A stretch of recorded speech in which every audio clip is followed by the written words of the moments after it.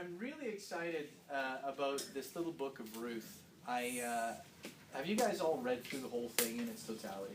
Yes. That's good. It would be really helpful if you read through a few times. This is a tremendous little book. This is the first time I've actually studied the book, and I've just been so blessed by seeing all that it contains. It's mostly dialogue. I think there's 80% of the book of Ruth is dialogue. Correct me if I'm wrong, Chris. Which is really interesting because it's unique out of all the Old Testament books. It is a fantastic short little story. Even in modern literature circles today, they will recognize this as a classic work of antiquity. It has all the components of a good story today. There's the human element, there's the drama, there's a conflict, there's suspense, there's a climax, there's the denouement, and then there's this amazing end recap of the whole story that shows the exact purpose of the whole book was to highlight the sovereignty of God. Both before the episode of Ruth and Naomi happened, and then afterwards to the reign of King David. It is tremendous. And coming into tonight, I really wanted to preach on the providence of God. I was like, oh man, I see this. This is a huge theme. A lot of theologians will say there's about 3 or 4 big themes in the book of Ruth. There's the covenant love, Hesed, which Chris has been highlighting for you guys. There's the issue of levirate marriage. There's obviously the lineage of David, that David's line would be preserved all the way through the horrific times of Judges and then through to the kingship. And then there's the issue of God's providence, his sovereign intervention in the lives of little people like you and me that in the grand scheme of things don't seem very significant and really in their immediate context aren't that significant, but in God's economy end up being, well, in this case, it was the great-great-grandmother of King David. And then actually ending up being in the line of Messiah, humanly speaking. So I really wanted to talk about providence, but tonight the big thing that I want to talk about is Hesed, which Chris has already taught you guys about. What is it?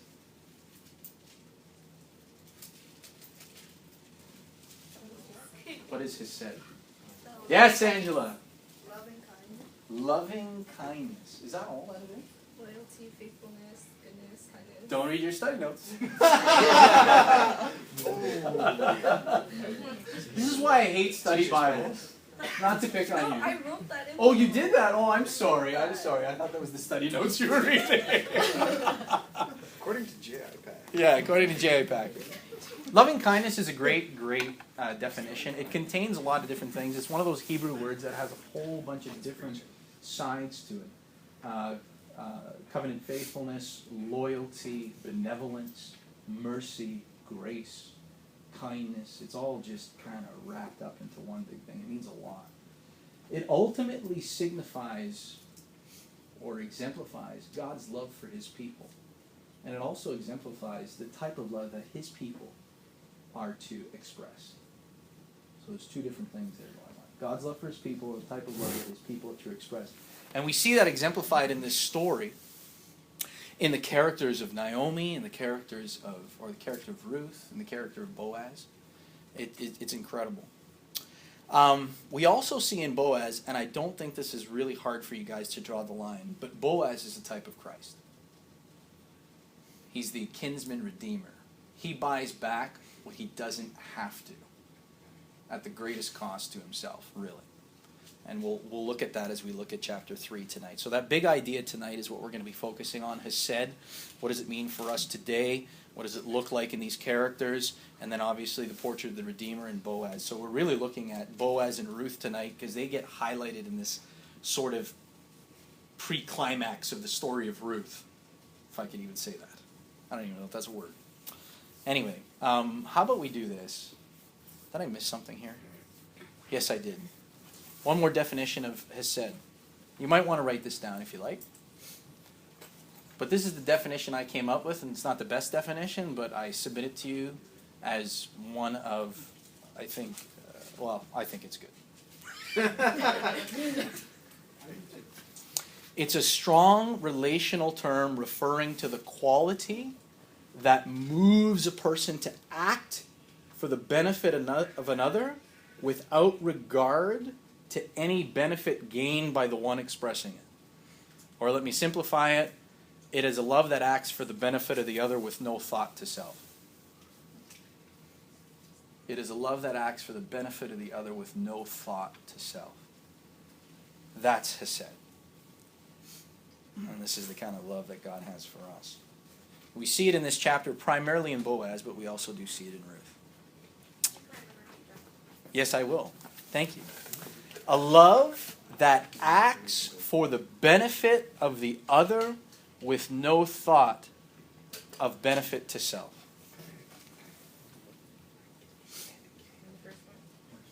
The first one was a little longer. A strong relational term referring to the quality that moves a person to act for the benefit of the other without regard to any benefit gained by the one expressing it.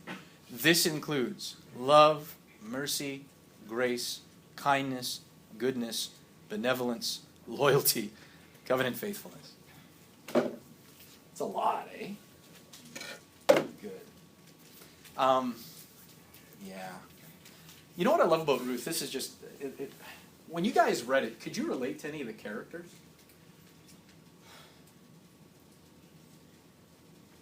Ruth means a lot to me. When you read the first chapter of Ruth, if you've ever experienced a searing loss in your life, your heart should jump at this. Because it starts off with a woman who loses her husband and her two sons in the span of 10 years in a foreign country. And in a patriarchal society, this would have been bad all around. Physically, you would have been in danger. Remember, this is in time of the judges. Right? We remember the high moral standards during the time of judges. So she would have been in danger. Economically, she's forced to scavenge, really, if she can. And in this case, she doesn't have the health for it, so it's good. She actually has her daughter-in-law to do it for her. Socially, just, you're done, especially since she was old. She was past marriageable age. There's really no hope for her. It's not a surprise that when she comes back to Bethlehem, look at this for a second. Feel the pain in this. In verse 20, she said to them, her name is Naomi, which means pleasant. She gets back into Bethlehem. She says, don't call me Naomi, call me Mara, which is bitter. For the Almighty has dealt very bitterly with me. I went away full, and the Lord has brought me back empty. Why call me Naomi when the Lord has testified against me, and the Almighty has brought calamity upon me? Wow. There's a sense in which Naomi understands the sovereignty of God, but in her grief she forgets about the goodness of God that she actually just prayed for 5 verses later for her own daughters-in-law, that Yahweh would bless them. But she's so overcome by grief, she can't think of anything else. She just knows that she's in the position that she's in because God put her there, and she's empty. There's nothing. She's bitter now. She's a bitter old hag. The story doesn't end that way, praise God, and it bookends with the providence and the grace of God. But I read Ruth and I see the human element in it, and then I see this fantastic story of God's providence. So let's focus on chapter 3. I'm going to start with a word of prayer. What I'm going to do is, I realized in the past I've been making a mistake. I've tried to read the whole passage to you, right? And then I see you guys like, this is boring. So I'm going to read little segments. I'm going to explain it, read a segment, explain it, read a segment, explain it, and then, see, thank you, you're agreeing with me. And then at the end, we'll make some applications. It's funny, I know. Just to recap what has happened so far. So Naomi, obviously widowed with her 2 daughters-in-law, returns to Bethlehem, only with one, with Ruth, who basically becomes a convert to Yahweh as she comes into Bethlehem. Through a surprising turn of events, they actually stumble across Boaz, who happens to be one of their close relatives, or a relative of Elimelech, who was Naomi's husband. And there's this sense in which, well, he could redeem, but if you guys went into levirate marriage last week, right? So we know that he's not really a technical lever, is he? He doesn't have to perform the rite of levirate marriage, because he's not the brother. He's a distant relative. We'll get into that a little later. I really liked Chris. I don't know how it came out, but it was sitting on the photocopy, your example of your cousins dying in the Philippines and you having to buy the thing. I thought that was really good. And I'm like, ooh, you'd never see that happen today, right? I like it. Okay. And so here, they've come to the end of chapter 2, where Boaz is just showing incredible kindness to Ruth. He's letting her glean among his team. He's even feeding her. He's sending her home with food. He's making sure that when the team, his gleaners, eat, she gets to eat. And then he's even saying, while she's going about her duty, she's only supposed to go into the field after the gleaners are done. But he lets her go in while the gleaners are there, kind of like right behind them. And he tells the gleaners, just pull out some socks for her. You know what I'm saying? Obviously, this guy is just full of grace. Because this woman is a Moabite, and you guys all know where the Moabites came from, right? Incest with Daddy Lot. And they were the bitter enemies of Israel. They opposed them when they came into the promised land. They tried to get them into sin with Balaam. Balaam tried to curse them. Didn't happen. Donkey spoke to him, and that was the end of that story. But here we go. We have this sort of surprise at the beginning of the harvest season where Ruth finds herself in the field. She comes back to Naomi. Naomi is completely encouraged. She starts blessing God, blessing Boaz, and she tells Ruth, keep close to the women of Boaz, so keep gleaning. So probably about 6 or 7 weeks has gone by since the end of chapter 2, because that's how long the harvest season would have been. And chapter 3 ends up at the climax of the harvest season. So here we are, 6 or 7 weeks. It's not a long time. The title of today's message is The Decent Proposal. Yes, I love that. All right. Well, let me pray. Father, I am so glad for the gift of your word to us that reveals to us who you are, how you have acted down through history, how you continue to act, because you are the same yesterday, today, and forever. Father, I thank you for this little book of Ruth that teaches us so much about your love, first of all, for your people, the love that we are to have for others because we have received that love from you, and the greatness of our Redeemer Jesus, who indeed bought us back from our destitute state. Help me to speak clearly tonight, and I pray that we would glean from the truth of these words. Guide us, we pray, and have your way in and through us for Jesus' sake. Amen. Okay, so the first segment goes from chapter 3, verse 1 to verse 5, and this section is the delicate and dangerous plan. Then Naomi, her mother-in-law, said to her, "My daughter, should I not seek rest for you, that it may be well with you? Is not Boaz our relative, with whose young women you were? See, he's winnowing barley tonight at the threshing floor. Wash, therefore, and anoint yourself. Put on your cloak, and go down to the threshing floor, but do not make yourself known to the man until he has finished eating and drinking. But when he lies down, observe the place where he lies. Then go and uncover his feet and lie down, and he will tell you what to do." And she replied, "All that you say, I will do." Okay, so here's Naomi, the mother-in-law. Conniving mother-in-laws. But in a good sense in this case. Okay? Her intention here is to see Ruth escape from widowhood. I want you to understand this, that there's no mention here at all, and there's no sense here at all that Naomi is looking for an offspring. She's looking to get Ruth out of her predicament. And that's what she says. "Should I not seek rest for you?" And if you remember the prayer that she uttered in chapter 1, verse 9, "The Lord grant that you may find rest, each of you in the house of her husband." Naomi was clearly a woman of great faith and knew that God's grace extended beyond the borders of Israel and knew that God would bless them. And she prays for a blessing that they would find rest in their husband's household.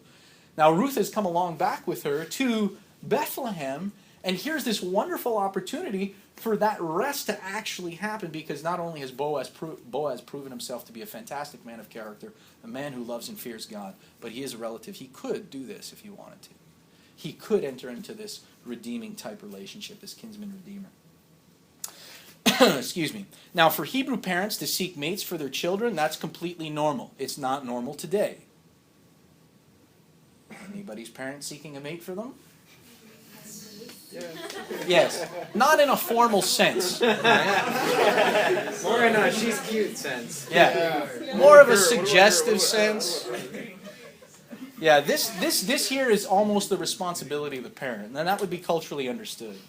Now, in light that Boaz is a kinsman redeemer, and his actions have already shown that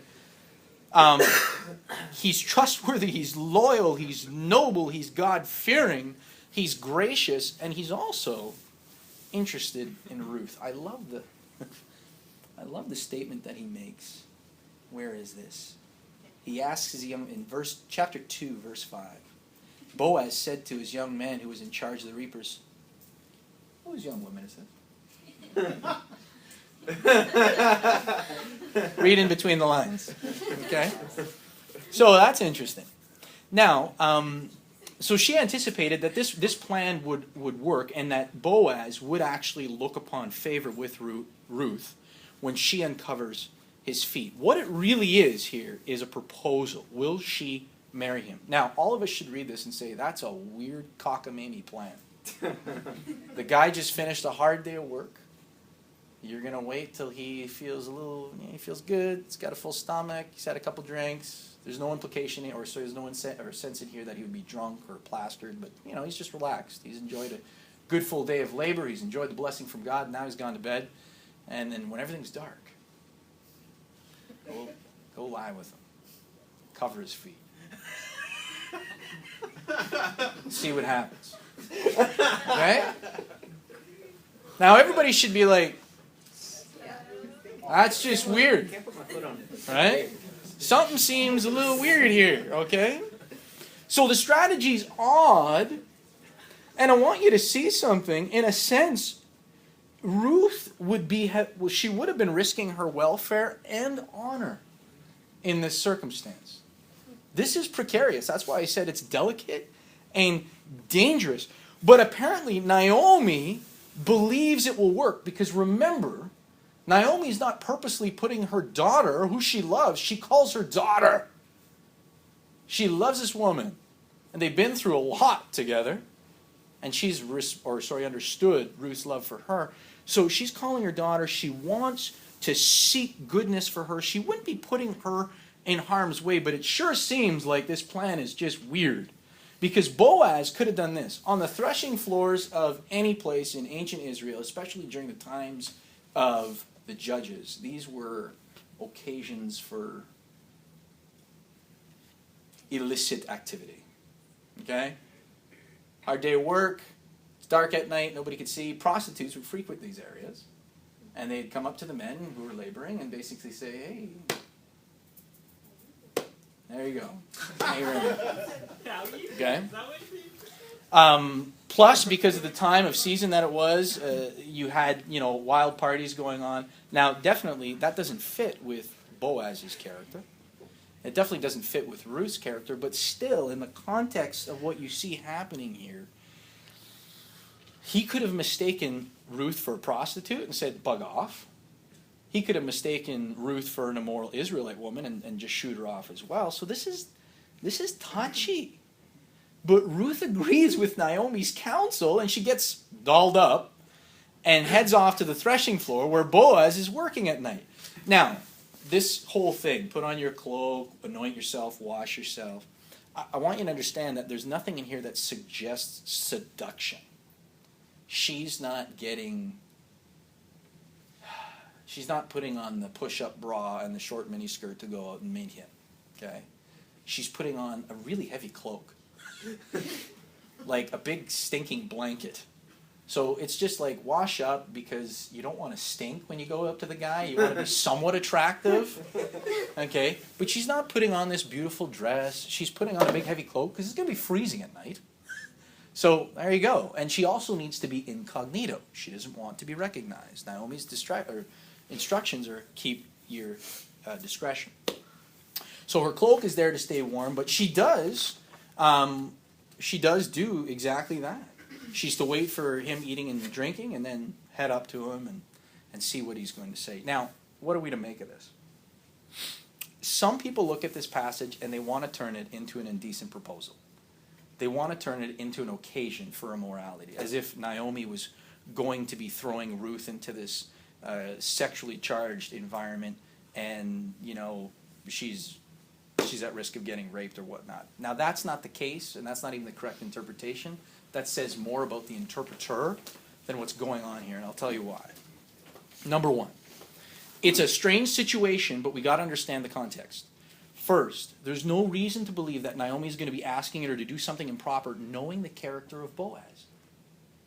Do you really think that Naomi would expect Ruth to become like a prostitute, to go up to the most honorable man in Israel probably at that time, and ask him, hey, you want to get busy? No, that's not the issue here at all. Second thing, she was seeking Ruth's good, not harm. And third, Boaz, when he finds Ruth at his feet, his response to her in no way indicates that she's done something immoral or have even embarrassed him in any way. On the contrary, he actually understands the significance of what she's doing, and he immediately blesses her. Okay? So this is a good thing. Now, yes, it's odd for us. It's a little weird. I don't even know why this was done at night. I think it might have been, this is my understanding, I think it might have been as a respect and an honor to Boaz. If he wanted to say no, he could have said that. And there may be some other things. But bottom line, she's going to ask for his hand in marriage because he could function as a kinsman redeemer. And you guys learned about that last time. Okay, so that's segment one. Here we go. So the plot is hatched. And now, well, what happens? Let's read from verse 6 to 9. So she went down to the threshing floor and did just as her mother-in-law had commanded her. And when Boaz had eaten and drunk, and his heart was merry, he went to lie down at the end of the heap of grain. Then she came softly and uncovered his feet and lay down. At midnight the man was startled and turned over, and behold, a woman lay at his feet. He said, "Who are you?" And she answered, "I am Ruth, your servant. Spread your wings over your servant, for you are a redeemer." And he said, "May you be blessed by the Lord, my daughter. You have made this last kindness greater than the first, that you have not gone after young men, whether poor or rich. And now, my daughter, do not fear. I will do for you all that you ask, for my fellow townsmen know that you are a worthy woman. And now it is true that I am a redeemer. Yet there is a redeemer nearer than I. Remain tonight, and in the morning, if he will redeem you, good, let him do it. But if he's not willing to redeem you, then as the Lord lives, I will redeem you. Lie down until morning." Wow. Tense situation here.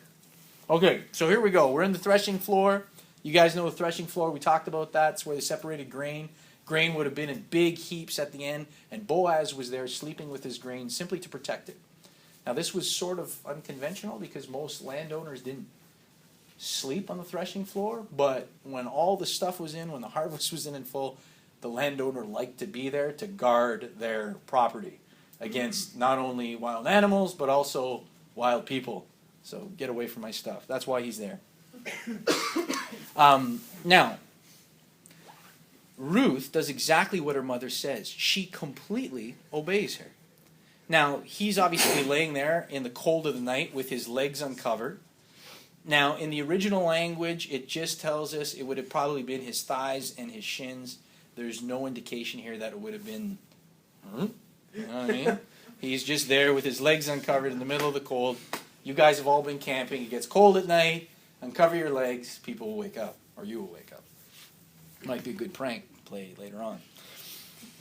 He asks Ruth, and Ruth humbly reveals herself and says, "Spread your wings and your corners." Well, it's kind of a play on word here. It could mean the corners of your garment, or it could mean her wings. Now, this is a reference to Boaz's blessing that he pronounced in chapter 2, verse 12. Look at chapter 2, verse 12 real quick. Look what he says to Ruth. The Lord repay you for what you have done, and a full reward be given to you by the Lord, the God of Israel, under whose wings you have come to take refuge. So Boaz blessed Ruth with this commendation, with this prayer, with this blessing weeks ago, and now, you see how bold she is? She's using his words to show him his quote-unquote responsibility, his position. He's able to redeem if he wants. Did you really mean what you said, Boaz? Huh? You see how gutsy that is? But I want you to also see that Ruth is completely humble about this. Look how she answers in verse 9. I am Ruth, your maidservant. She knows her position. She knows that she's just a servant. She's talking to a mighty landowner, but she's so bold at the same time. But I want you to see what she's doing is completely unconventional. Think about this. She's a Moabite propositioning an Israelite for marriage. She's a woman propositioning a man. She's a young person propositioning an older person. She's a destitute field worker propositioning a landowner. She's a servant demanding her boss to marry her. That's gutsy. But I want you to see something. The reason why she's gutsy is because she believes that Boaz has got the character to answer. That's why she's so bold. Because every turn, Boaz has shown himself to be a man of hesed, loving kindness. And that's why she says, look back in verse 10 of chapter 2. She says, she falls on her face before him and says, why have I found favor in your eyes that you should take notice of me? I am a foreigner. She understands that she's been given a favor that it's not deserved to her. So she has seen his character, that he is honorable, loving, kind, merciful, benevolent.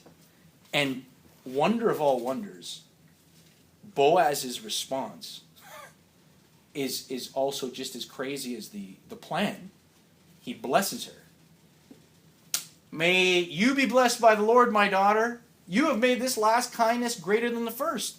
What is he talking about? Well, in his response, he's struck by Ruth's character.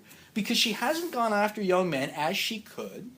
She's gone after Boaz, even though he's much older. But why?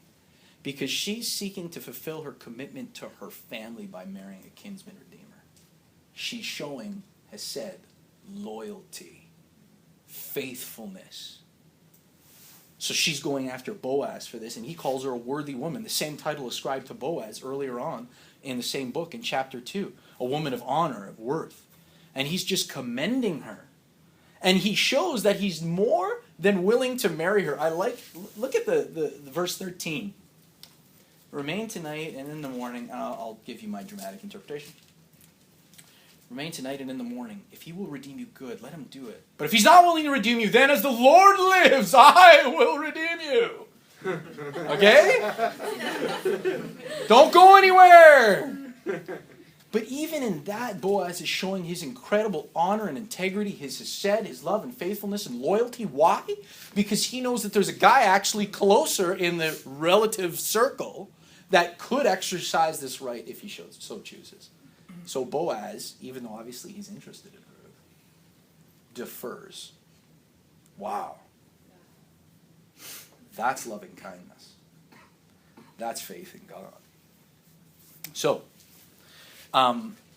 again, I want to emphasize this. It's important to note that Boaz was absolutely under no compulsion to buy Naomi's land or even redeem Ruth, because the law didn't hold him accountable to it in letter. He was not the brother of Mahlon. He was only a close relative. Now, in the spirit of the law, he could act as a redeemer of the property and as a leaver and raise up a son and for the name of the deceased man, if he so desired. The choice was ultimately his. It would be an act of grace. You starting to see Now, Boaz looks a lot like Jesus. His choice. At the complete cost to him. Because he would have to buy the land that would not be his. He'd have to support the widow. And the son that would be born to him would not really be his. He would be carrying on Mahlon's name. Excuse me. Anyway, everything Boaz does for Ruth is out of genuine love. This is why he's not seeking his own here, even in this. All of his kindness to Ruth, look at, all of what he showed Ruth back in chapter 2 was not to try and win Ruth's heart. He was not trying to manipulate this woman. He was not trying to draw her in. He was just showing love and kindness. Now, obviously, over the course of a few months, he started really liking her, right? We can see that in the text. But even now, even though he still really is interested in redeeming her, hey, it's a young, beautiful woman who's got a character of sterling silver who's asking me to marry her, and I'm an old man. It's kind of like me and my wife. Right? This is good, but there's a closer redeemer. So hold on, we got to find him. Now, I love this. Look at verse 13. This blows my mind. Remain tonight and in the morning if he will redeem you good. Now, a lot of people say, oh, there's this evidence here that, maybe they kind of fooled around a bit. No. Boaz, being the man that he was, would not send Ruth out in the middle of the dark of night in the time of the judges. It's like 1 o'clock walking home in Malvern. Probably worse. Worse in Malvern, I mean. No, just joking. No. Okay. He would not send her out in the middle of the night. He would not touch her until she was rightfully his. And this is so unlike so many men in our day, even young Christian men, who enter into relationships that they have no business being in because they want a companion, but they do not have the right to be there. Man, you have to understand this. To be a man in God's eyes and to be responsible with one of his daughters, you need to be able to first provide, protect, and lead her. And if you cannot do that, you have no business even approaching her on an emotional or relational level. Because you cannot fulfill the same roles that her dad fulfilled for her. You can't provide for her, you can't protect for her, because you can't lead her. But you want to get into a relationship. Why? Because you're lonely. Tell me how selflessly kind that is and loving. It's not.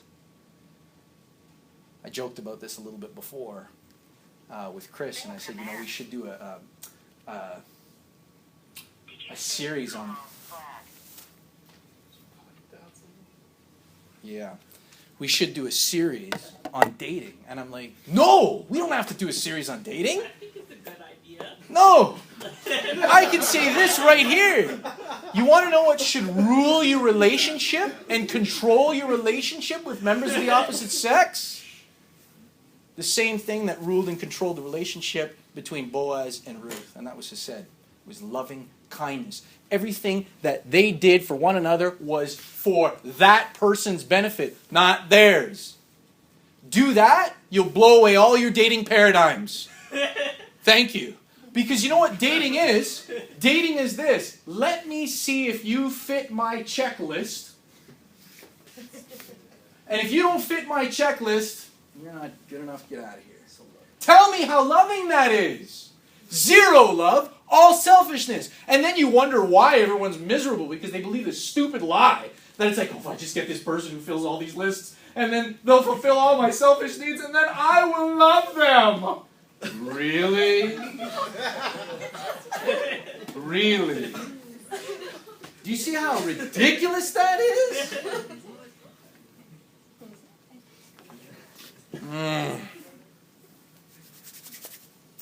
But Boaz, he's treating Ruth from the start with respect, kindness, and without any thought for his gain. He's not trying to manipulate Ruth for his benefit, but he does protect her physically, and in the morning he's about to protect her reputation. Because he knows this is a crazy situation.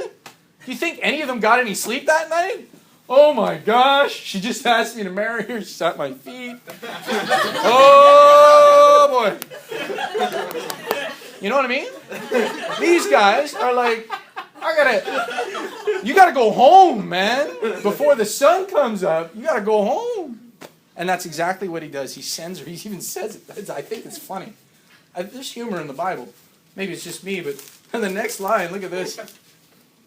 In verse 14, so she lay at his feet until the morning, but before he arose, and no one could recognize another, and he said, let it not be known that the woman came to the threshing floor. In other words, he realizes that, hey man, gossips, they're everywhere. And the fact of the matter is it just looks bad. So get out of here before the light comes up. Before I get into the serious part of this, don't look at this as a justification for sleeping over at your boyfriend or girlfriend's house. Because I know people have said this stupidity before to me. Whoa. Ruth, like, she slept at Boaz's feet and nothing happened. Yep. We're good. This is ridiculous. Now, I haven't actually faced that with any of you, but come on. You got to understand, this is an exception. This is not a normative example for maintaining sexual purity. Human beings are human beings. Make sure she stays at the foot. Yeah. But I love how in verse 14, the scriptures, just in case our minds might be going there, the scriptures cut us off. What did I say? So she lay at his feet until the morning. Well, done deal. So Boaz, the man that he is, maintains his integrity, and so does Ruth. Because I don't think Ruth would have done that either. And when she got that, she wasn't expecting that to happen. What we're seeing here in this interaction between Ruth and Boaz is really a picture of our redemption in a microcosm. But I'm going to expand on that later when we get to the application. So here we're going to go into the last section, Ruth's return home and Naomi's instruction. So in verse 14 all the way to the end of chapter 3. So she lay at his feet until the morning, but arose before one could recognize another. So it's dark, guys. And he said, let it not be known that a woman came to the threshing floor. And he said, bring the garment you are wearing and hold it out. So she held it and measured out 6 measures of barley and put it on her. And she went into the city. Then she went into the city. And when she came to her mother-in-law, she said, how did you fare, my daughter? Then she told her all the man had done for her, saying, these 6 measures of barley he gave to me. For he said to me, you must not go back empty-handed to your mother-in-law. She replied, wait, my daughter, until you learn how the matter turns out. For the man will not rest, but will settle the matter today. Okay, Naomi's confidence is just beaming about Boaz.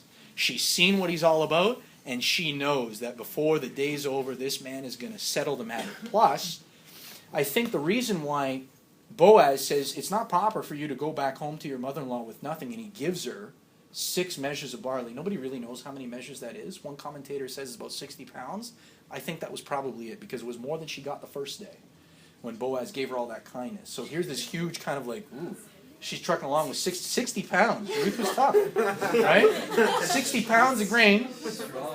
And she comes home and she dumps it down in front of Naomi. And what Naomi would have understood this to be is, this is a pledge that I'm going to make sure I get this done. And I know, and he's sending to Naomi. See, Boaz is already thinking, I'm a relative of your husband. So this deal is going to affect you too. I will redeem. I will move toward that. And he does in chapter 4 so skillfully, it's not even funny. I love it. He's wise. But we'll get to chapter 4 next week. And I love it. And I love how she says, wait, my daughter, until you learn how the matter turns out, for the man will not rest, but settle the matter today. This is not really even an application in the text, but I love it. The man will not rest, but he'll settle the matter. Because, yes, she's got this promise, but she knows Boaz is a man of his word. Men get things done. When they say, I'm going to do it, It's done. I love this story that, who was it? It was, oh gosh, I can't remember her name, pastor's wife. She was raising this little boy, and this little boy, she goes, take out the garbage. And the little boy's like, I don't really want it right now. She goes, take out the garbage now. And so he's like, Mom, what's the difference if I do it now or later? She goes, because I'm raising a man, and men get things done on time. And I was like, yeah. That's what it is, man. But hardly any of these young guys out there think this way. Yeah. Get things done and can be trusted. And Boaz is that kind of man. Ruth, under Naomi's loving direction, you see, Naomi concocted this crazy plan. It worked. And I believe it worked not just because Naomi believed in Boaz's character. I believe it worked because Naomi knew that God was afoot here. See, Naomi knew God was sovereign from the start. And she knew that what was happening in her life was a result of God's hand at work. And now it is no coincidence that Ruth found herself in Boaz's field.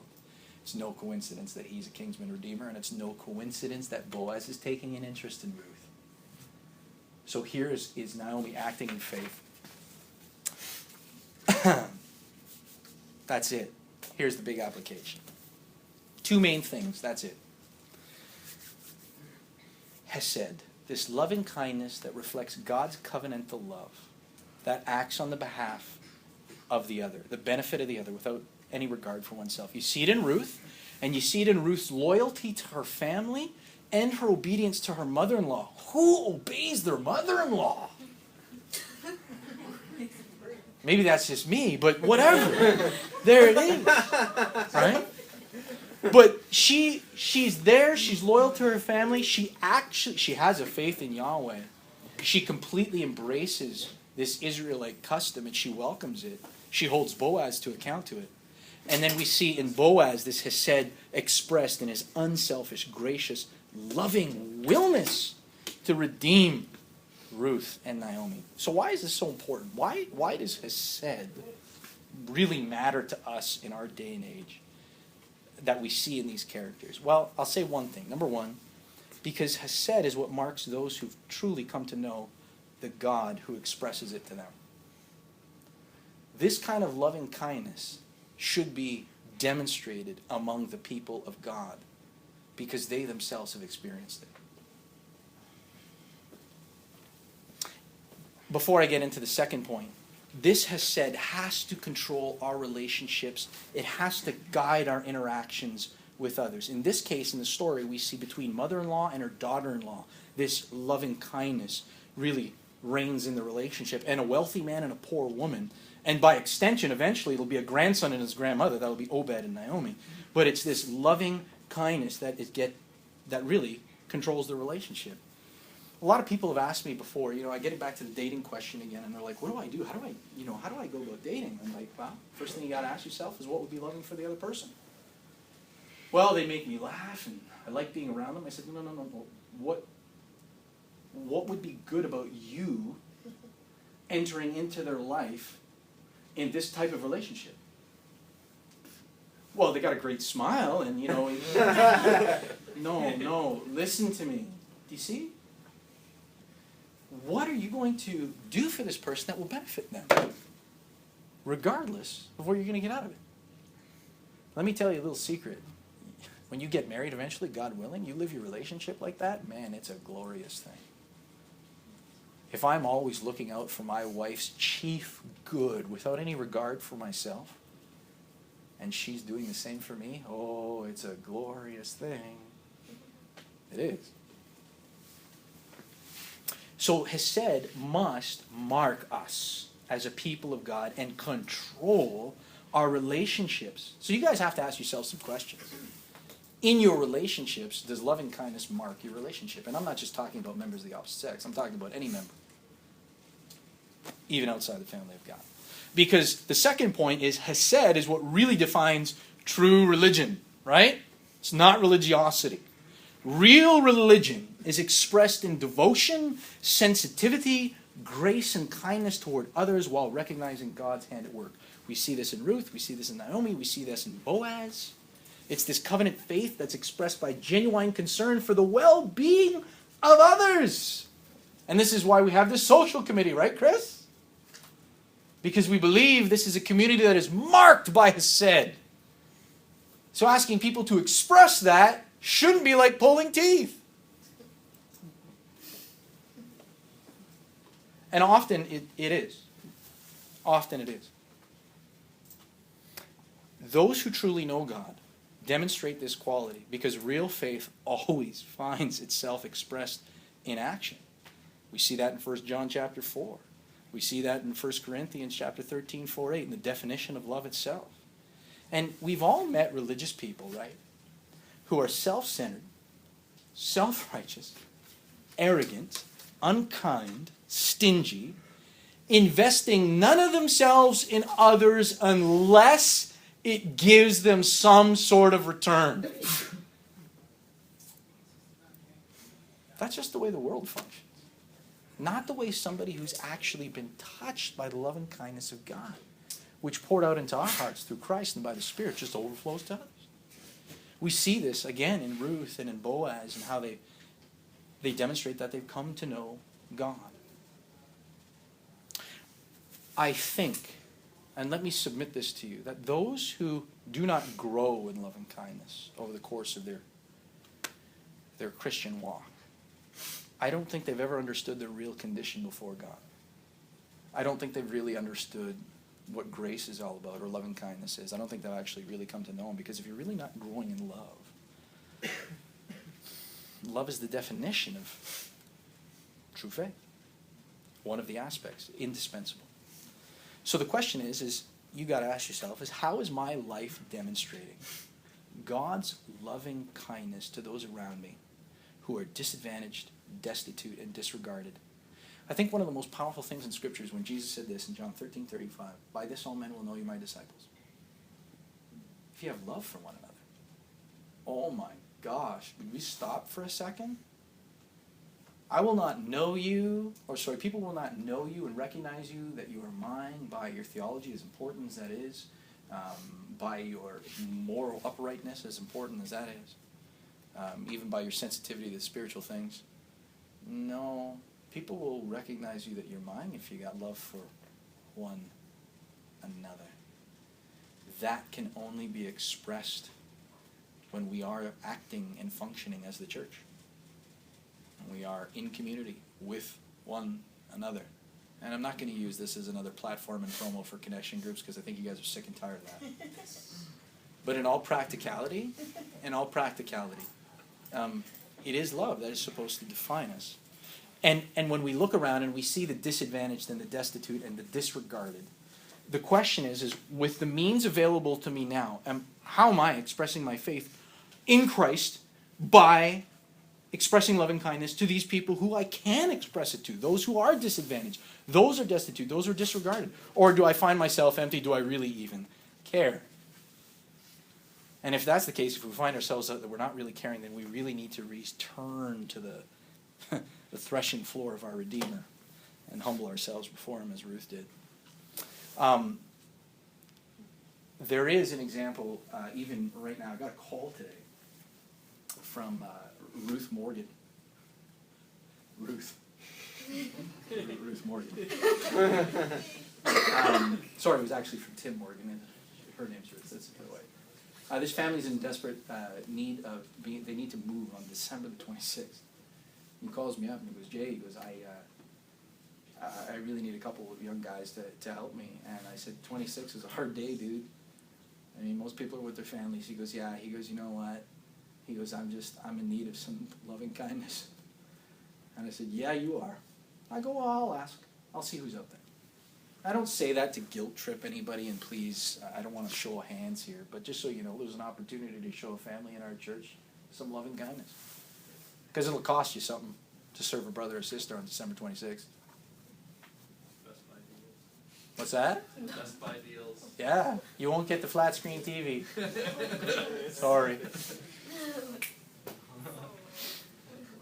So that's an option for you in practicality. Last thing, last big point. what we look at in Boaz is just a picture of Jesus. What we see in Ruth is a picture of us. You see, Boaz is the portrait of a redeemer. Selfless love that works for the benefit of the other. Transforming, though. That love actually transforms one's estate from pitiful and destitute to noble and blessed. It's the same thing our Savior God does with us. And we, like Ruth, are in an outsider position. We're poor, we're destitute, we're helpless with just one only hope, the loving kindness of our God, who became one of us to redeem us.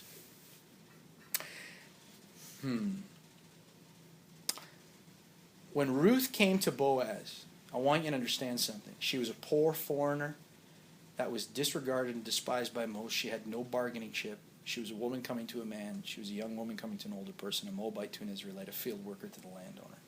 She knew her position. So she came humbly, but she also came boldly. And the reason why she came humbly is because she had the proper understanding of who she was before Boaz. But the reason why she came boldly is because she had a proper understanding of who Boaz was. Listen to me. Unless we come to Jesus like that, we don't come to him at all. In repentance and faith, knowing who we are, knowing who he is, then we can come humbly knowing that there is no reason for him to save us, but that he has promised to do so, and he's able to do so. He can redeem. He will redeem. But we must come humbly for him to save us. Boldly, appealing to his own goodness for him to save us. And look what happens to Ruth. She gets more than what she came for. I'm jumping into chapter 4. Who cares? She gets a rich blessing from Boaz. She gets a redemption that's going to lead to a son who is going to be in the line of descendants to King David. And this should blow your mind. The original writer of Ruth had no idea of the power of the words he wrote.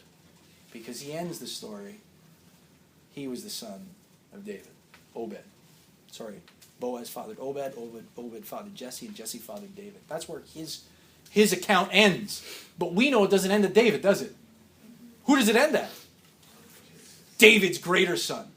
Do you think at all that Ruth and Naomi had any idea of what they were part of?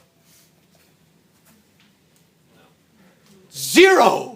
But here's their story written for eternity, because this will not pass away into eternity. You will still be talking about it in glory. Remember Ruth? Yeah. She's over there. She's right over there. Go and talk to her.